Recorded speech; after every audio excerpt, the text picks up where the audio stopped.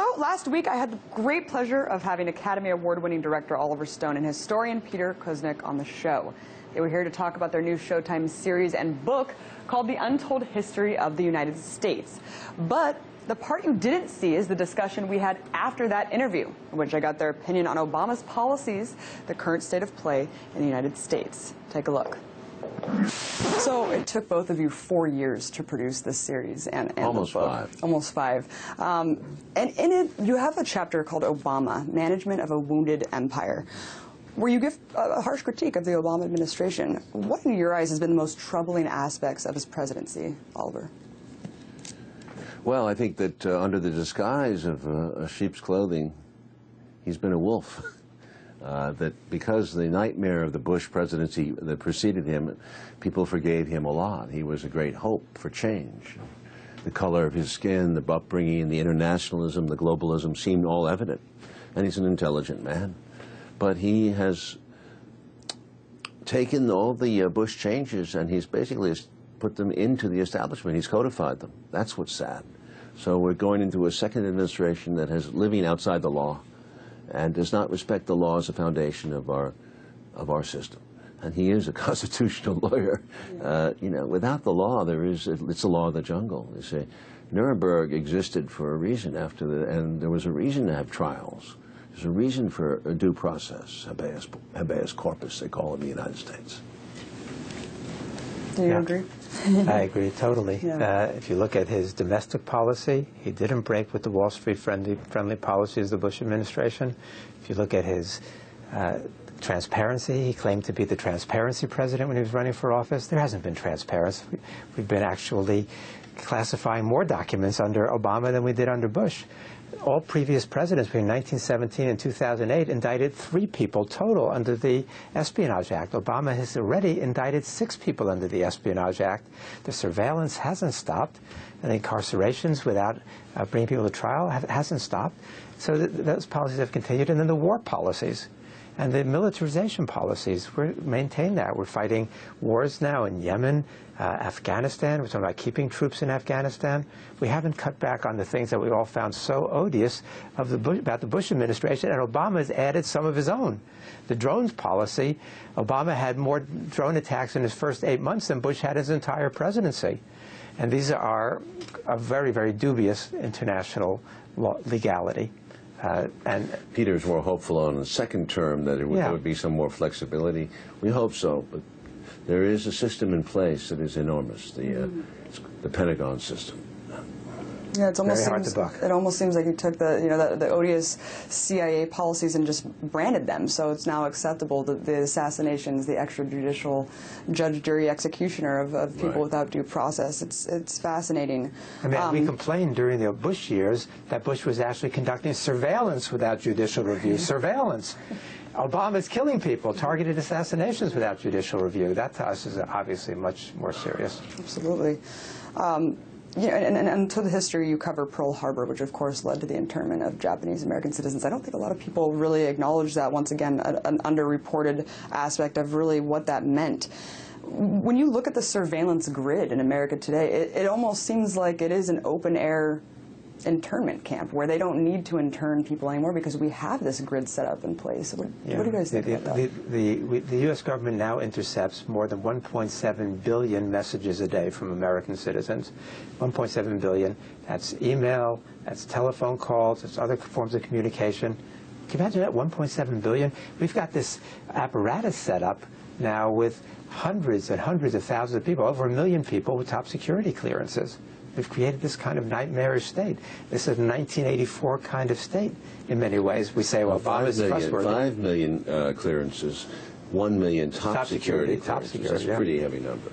In other words, we are living in a fishbowl, and I think the sad part is that kids, the younger people, accept it. They're used to invading. They don't say, well, you know, and it's true. I mean, how can we follow the lives of everybody? But the truth is that we're all ultimately watching ourselves. It is an Orwellian state. It may not be oppressive on the surface, but in our hearts we have to have a certain. There's no place to hide. There's really no place to hide.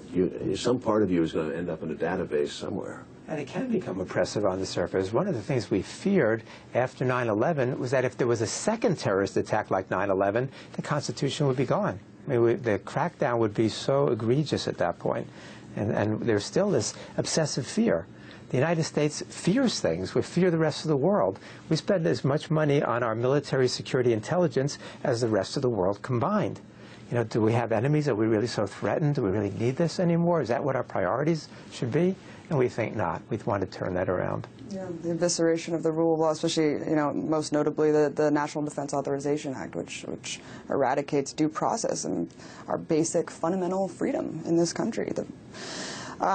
I wanted to also bring up another interesting point that really struck me in the film series, which was the kamikaze pilots who, you know, they were brave. They were considered, it was the bravest act that you could do. And then I can't help but think of suicide bombers today, and, you know, Bill Maher, he goes out and loses his show for saying these people are brave. And then you have people like Ron Paul get up there and talk about blowback as a reality, and he's ridiculed. I mean, how did we get here where the discourse is just so dumbed down, where we can't even acknowledge obvious truths such as that? Primitive discourse. Yeah. There's been a blind worship of the military and patriotism, jingoism, it used to be called. I strongly believe in a good military and a strong military, but to defend our country, not to invade other countries and to try to conquer the world. And I think there's a huge difference, and it's been forgotten. Morality. Once you take the law away, as Einstein once said famously, if a country doesn't obey its laws, the laws will be disrespected. So it seems that a fundamental morality has been lost on us somewhere along the way recently. And it's who wins. It's what's effective. Can we kill bin Laden without having to bring him to trial? Can we just get it done? And that get-it-done mentality justifies the ends, and that's where countries go wrong, and people go wrong. All our lives are moral equations. Does the end justify the means? No, it never did. And the other side of what you're asking is about the constraints upon political discourse in this country. Why are people so uninformed? It's what we're trying to deal with in this series.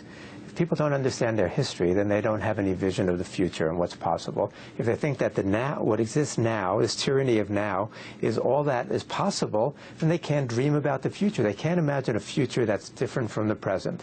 That's why we're saying people have to understand their past, because if you understand the past, if you study the past the way we're presenting it, then you can envision a future that's actually very, very different. And we've come very close on many occasions to going a very different direction in the future. We came very close in 1944, 1945. To avoiding the atomic bombing and potentially maybe not having the kind of Cold War that we had. We came very close in 1953 upon Stalin's death to ending the Cold War. We came close in 1963 when Kennedy was assassinated to ending the war in Vietnam, ending the Cold War, having a very different direction. The early Carter years, again, was a possibility of a different direction. And at the end of the Cold War in 1989, Gorbachev was reaching out to Bush. Did Bush take that olive branch that Gorbachev was giving him? No. Very much different. What do we do instead? We applaud the Soviets for not invading when countries were liberating themselves from the Soviet Union, and then we immediately go and we invade Panama, and then we invade Iraq. And so we're saying that that's great. That's great that you show restraint, but we're not going to, because we're the hegemon. As Madeleine Albright, Secretary of State under Clinton, says, if the United States if we use force, it's because we're the United States of America. We're the indispensable nation, she said. We see farther and stand taller than other nations.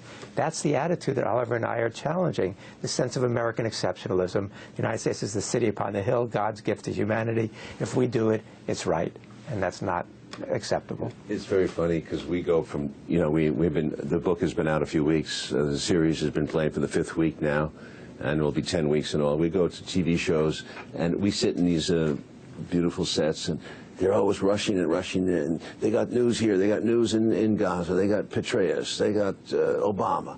Okay, well, what are you talking about? Oh, history, you know. Okay, well, history, what does that have to do with today? But okay, what's your point?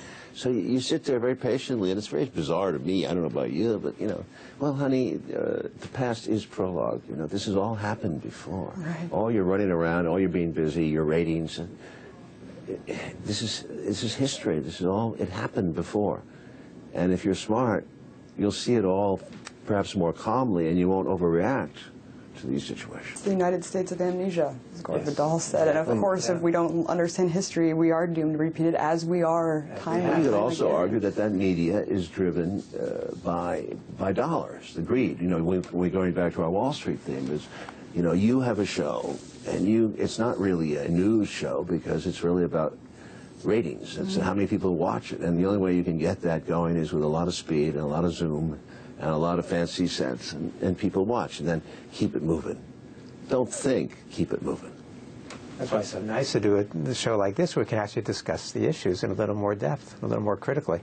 But if you both were to make a film about this generation right now, what's one facet that you think is the most underreported or misrepresented? I don't know about the younger generation. I have 3 children. I think that it's an eternal story to some degree. I think people, no matter what their fashions and they do have a similar morality and consciousness, and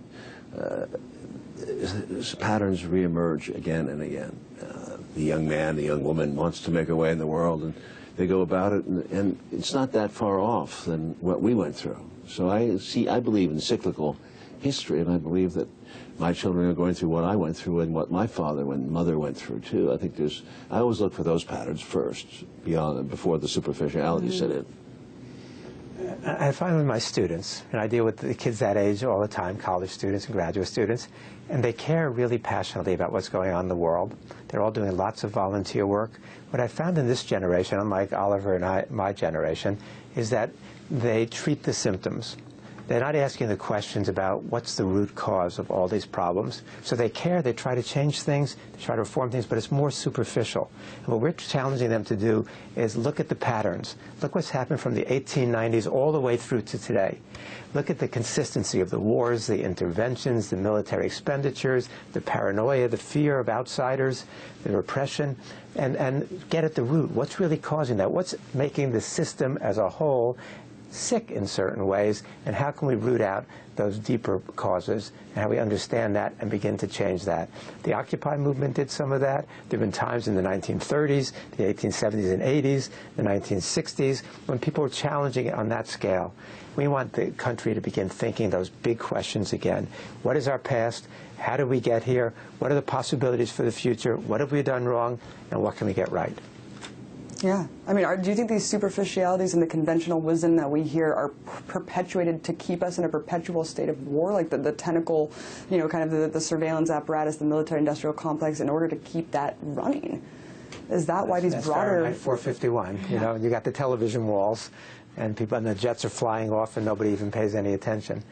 I don't know if it's quite so deliberate on part of Ailes and company at Fox, but that seems to be the effect, dumbing down the population to the point where they can't think critically, and then you can pull anything over their eyes. They've got a 5-minute attention span and a 5 minutes memory of what happened in the past. We're saying learn your history, study this, and think about what the alternatives are. Think deeply. Think utopian. Think of utopian ways about how different the world could be and how much better it could be if we start to organize it rationally in the interest of people, not in the interest of profit, not in the interest of Wall Street, not in the interest of the military, but the interest of our common humanity, the 6 billion of us who occupy this planet. What an amazing concept to entertain, and I hope that we see that in this lifetime thing. It's an ambitious series. I'm hoping that it will go on through time. The model of it was The World at War, which was made by the BBC in the 1970s about the world as World War II. And it was a beautifully done thing. I like this series, which is cut with a lot of care. I mean, these are 10 feature films, like 1 hour each. It's cut with a lot of love. No talking heads, pure narration, music, beautiful music, and sometimes clips of films that make our point or don't make our point another way. But we try to keep it flowing like a young person could enjoy it like a movie. I'm glad you did. Yeah, beautiful archival footage as well, mixed in with the cinematic accents. It's a really incredible series, and thank you so much for your time, Peter Kuznick and Oliver Stone. Abby, you're terrific. Thank you so much. If you like what you see so far, go to our YouTube channel at youtube.com/breakingtheset and subscribe. Check out our Facebook page at facebook.com/breakingtheset. And if you're wondering about what I'm doing when I'm not on air, you can follow me on Twitter at Abby Martin.